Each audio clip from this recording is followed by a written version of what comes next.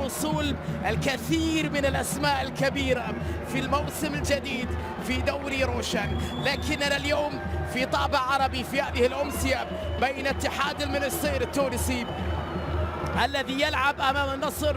وبطبيعة الحال كما يعلم الجميع النصر في المباراة الماضية تعادل بدون أهداف ضد الشباب في هذه المجموعة الثالثة من بطولة كأس الملك سلمان للأندية العربية، في الوقت اللي فيه اتحاد المنستير تعرض لهزة قوية، زلزال في أول مبارياته، خسارة مدوية كانت أمام الزمالك المصري. الزملكاوية فازوا بالأربعة ولكن تعثروا في المباراة الثانية. بانا إلى تاليسكا، انتظار من رونالدو، كرة للأمام لكنها عدت حدود الفريق. لكن في هذا الموسم مع بداية كأس، ولكن هذه محاولة بعيدة تبدو في الأخير، تحولت في الأخير إلى الكبيرة على غرار الريال والبارسا وقمة وأفضل وأبرز أندية إنجلترا على الإطلاق، وأيضا البايرن وغيرهم من الأندية. واستعادة هذه الروح، كرة عرضية محاولة لمصلحة الفريق التونسي، تغطية وتدخل. غنام فوفانا يبحث عن حلول الاختراق، العودة بعد ذلك على جهة اليمين، عرضية داخل منطقة خطيرة لكن الدفاع شوفها فوفانا بدأ بيتش كريستيانو، حلوة باتجاه غريب الونتو، جميلة لكنها لم تكتمل. التدخل والابعاد صف اول مثل بي اس جي وانتر بنفيكا. المنافسه ستكون صعبه شرسه قويه هذا الموسم. كره باتجاه تاليسكا يلعبها عرضيه لكنها سهله في يد الحارس. الغنام بروزو، لا خطيره، بروزو خطيره، بروزو حول كرة على جهة اليمين الغنام، التمريرات المتقنة، بروزوفيتش العرضية خطيرة لكنها تبعد في اللحظة الأخيرة تهديد حقيقي وتحدي من جانب تاليس في ظهور هنا في هذه اللقطة، ظهور في المرة الأولى في المملكة بالنسبة بروزوفيتش، أحد أفضل لاعبي الارتكاز في العصر. كرة لمصلحته إلى جامي، سلطان الغنام بكرة طويلة باتجاه رونالدو لكنها صعبة وبعيدة، في الأخير تحولت إلى ركلة مرمى. بعيدة الكرة عن كريستيانو رونالدو، نبية نصراوية، الغنام باتجاه بروزوفيتش، تاليسكا في الخلف، كرة عرضية حلوة وتسديدة لكنها لم تكتمل من كريستيانو. تصور أنت مستوعب ماذا يمكن أن يحدث بعد ذلك. شوف اللقطة، حبها رونالدو على طريقة طويلة، محاولة باتجاه كريستيانو خطيرة لرونالدو، وكريستيانو أمام تغطية وتدخل، بدأ أنه فيها تسلل. نعم فيها تسلل على كريستيانو رونالدو لكن في مكان التسلل. نشوفها مرة أخرى. طبعا بالنسبة لي كرة تعود مرة أخرى من جانب فوفانا، غنام طويلة للأمام، محاولة لكنها في يد الحارس. الكرة لياسين الشيخ، عرضية ليست لأحد لوحده، أبو بكر تراوري أقرب إلى فوفانا، يسعيدها حلوة على جهة اليسار إلى تيليز، خطيرة نصراوية، يلعبها إلى تيليز، عرضية أخرى، إبعاد من الدفاع، استمرار جهة اليمنى، توزيع بروزو إلى غنام، الغنام كرة عرضية بالراس، عدت من بروزوفيتش، هذه خطيرة، بروزو عرضية حلوة بالراس لكنها عدت، توقعتها خطيرة بالملي ولكنها مرت عالية شوية وعاد بمحاذاة القائم. المرة طويلة الكرة خلف المدافعين، رائعة باتجاه غريب داخل المنطقة، يحاول غريب بلمسة لتاليسكا، الله الله الله الله، يا ولد امرأة كبيرة يا نصر، العالم يصل إلى الشباك أخيرا، لدغة تاليسكا، تمريرة بروزوفيتش، مهارة غريب، نهاية بهدف نصراوي جميل جميل جميل جميل، بلقطة في منتهى الروعة. بروزو يا جماعة، بروزو يا جماعة، بروزو لاختصار المسافات، بروزو لأجمل التمريرات، بروزو لصناعة الفارق. غريب عدى بمهارة، تاليسكا بلدغة بضربة بروعة بتسديدة بهدف نصراوي كان في الانتظار. النصراوية يحلقون في سماء الطائف الآن بأول ظهور حقيقي في العربية بالنسبة لي على المستوى الشخصي. أتكلم بعد مباراة صعبة بدنيا ضد الشباب، اليوم ظهور حقيقي لفريق كاسرو بعمل كبير فني في الشوط الأول، وأيضا بالتقدم في النتيجة بالهدف الأول لمصلحة أندرسون تاليسكا للنصر الاتحاد في هذه الأثناء. هل من ردة فعل في هذه الكرة؟ خطيرة وكرة لكنها عدت جميل. تيليس على تنفيذ ركنية نصراوية نحو القائم الثاني تبعد أمام مادو. لمسة البيك بعد تمريرة رائعة من جانب عبد الرحمن غريب في الوصول ساديو ماني في هذا الموقف إلى غريب. عبد الرحمن تحرك من جانب تيليس. النصر يحاول مع هذه اللقطة إلى تاليسكا خاطئة من الدفاع رونالدو والكرة لكنها عدت تصل إلى غريب. فرصة الأغاني الجماهيرية في المساندة الحقيقية في الحضور اللافت في الانطباع اللي يعطونه للاعبين. بعد ذلك رونالدو يحاول إلى تاليسكا.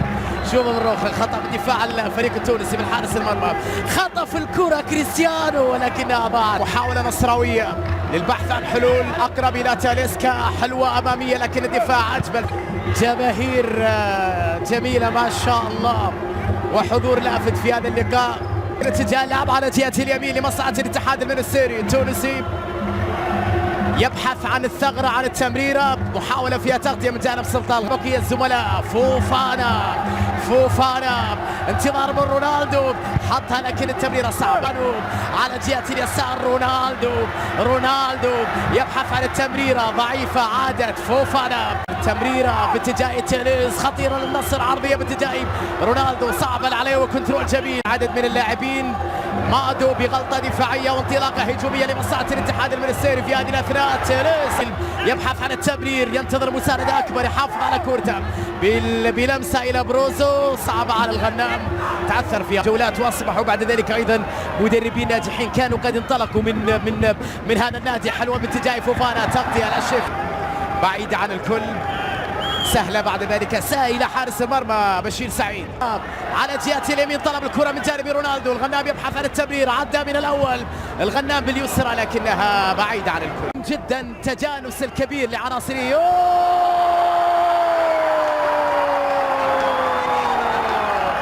أفوقاتنا بالله هدف لم يكن منتظر. الاتحاد المنستيري يتعادل عالية في هذه الدقائق خطيرة وتمريرة داخل منطقة الجزاء الثاني فيها تسلل. نعم فيها تسلل. يا الله على اللقطة الوهلة من الدفاع النصراوي. أي غلطة ستكون مكلفة. أليكس تيليس يصل الكرة بعرضية أخرى داخل منطقة مرت من الجميع. تأمين تيليس على تنفيذ ركنية نحو القائم الثاني خطيرة لكنها تبعد بعد ذلك. لمست في على اليسار وين رونالدو تمريرة بعيدة صعبة هذه لو كان رونالدو ماشي. بروسو إلى رونالدو. كريستيانو غريب في الانتظار غريب في الكنترول غريب في التسديد. العليوي مرة أخرى بكرة على جهة اليمين. الكرة لسلطان الغنام عرضية رونالدو بالراس. يا ولد يا كريستيانو.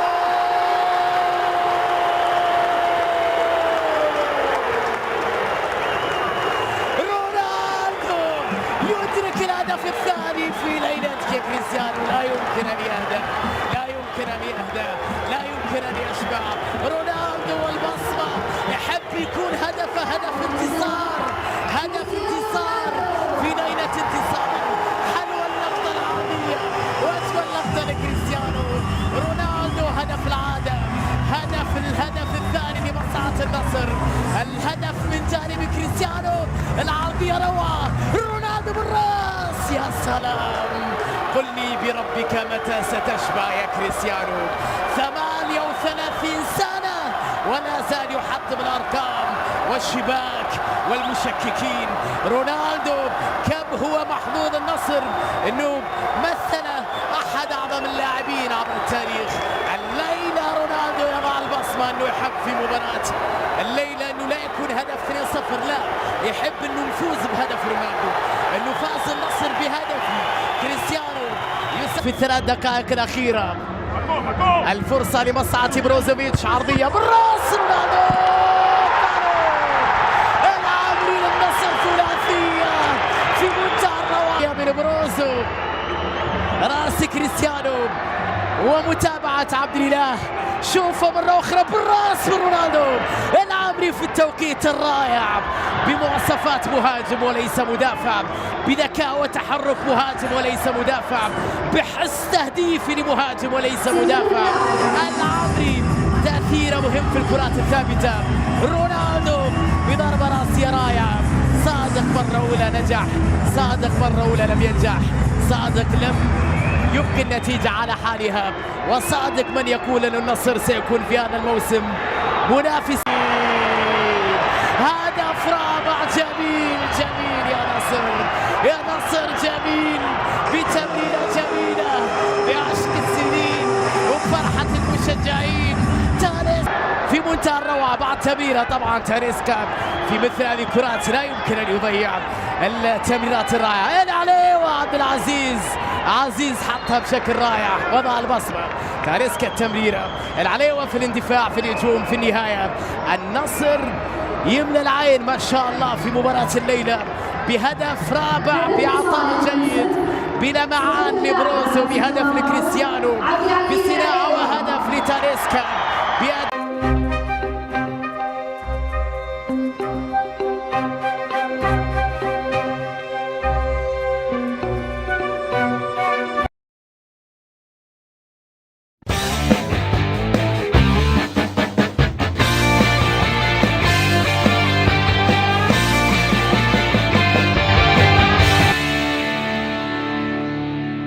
أعلن نادي روما رسميا يوم الاثنين التعاقد مع لاعب وسط ميدان ريال مدريد خلال فترة الانتقالات الحالية، ويعتبر جولين جون صاحب 19 عاما أحد لاعبي أكاديمية ريال مدريد من مواليد 2004 ولم يشارك مع الفريق الأول حتى الآن. وأصدر روما بيانا عبر حسابه على تويتر يعلن خلاله التعاقد مع اللاعب الإسباني الشاب لمدة موسم على سبيل الإعارة مع خيار الشراء. وكتبت صحيفة ماركا الإسبانية أن ريال مدريد على استعداد لتمديد إعارة جوليان لموسم آخر، إذ شارك مع الفريق الأول لروما الموسم المقبل. وشارك جوليان مع منتخب إسبانيا تحت 18 عاما في 12 مباراة سجل خلالها 6 أهداف. كما شارك جوليان مع فريق ريال مدريد كاستيا في 23 مباراة الموسم الماضي وسجل خلالها 5 أهداف.